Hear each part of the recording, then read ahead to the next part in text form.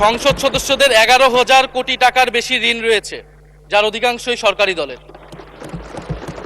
এদের অধিকাংশই ঋণ খেলাপি ছিলেন। সেই ঋণগুলো যাতে ঋণ পুনঃতফসিল করতে পারে সেই সুযোগ সুবিধাটা করে দেওয়ার জন্যই বাংলাদেশের ইতিহাসে প্রথমবারের মতো একজন ব্যবসায়ীকে বাংলাদেশ ব্যাংকের গভর্নর দেওয়া হয়েছে।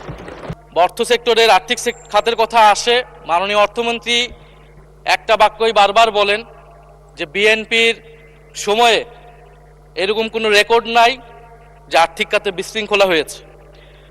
উনি কিছুক্ষণ আগে অস্বীকার করলেন যে বাংলাদেশ ব্যাংকের গভর্নর একটা রাজনৈতিক নিয়োগ, তাদের দলের নির্বাচন কমিটির সদস্য, এবং তিনি এটা অস্বীকার করলেন। আমি মাননীয় স্পিকার টিআইবির একটা তথ্য আপনাদেরকে দিচ্ছি। বর্তমান সরকারি দলের যারা নির্বাচনের প্রার্থী হয়েছেন তাদের 59.41% ঋণগ্রস্ত, এবং যার বেশিরভাগ হচ্ছে সরকারি দলে।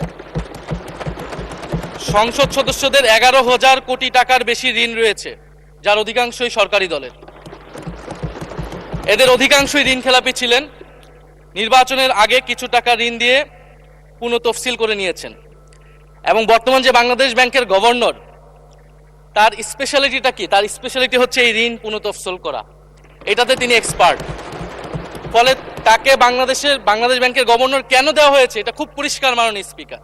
এই যে হাজার হাজার কোটি টাকার ঋণ, সেই ঋণগুলো যাতে ঋণ পুনঃতফসিল করতে পারে সেই সুযোগ সুবিধাটা করে দেওয়ার জন্যই বাংলাদেশের ইতিহাসে প্রথমবারের মতো একজন ব্যবসায়ীকে বাংলাদেশ ব্যাংকের গভর্নর দেওয়া হয়েছে। ফলে জাতির সামনে এই জিনিসগুলো পরিষ্কার হয়েছে। এখন সামনের আর্থিক খাতে আরো নিয়োগ তারা কি বিবেচনায় দিবেন, এই জন্য আমরা তাদের উপর আস্থা রাখতে পারছি না মাননীয় স্পিকার।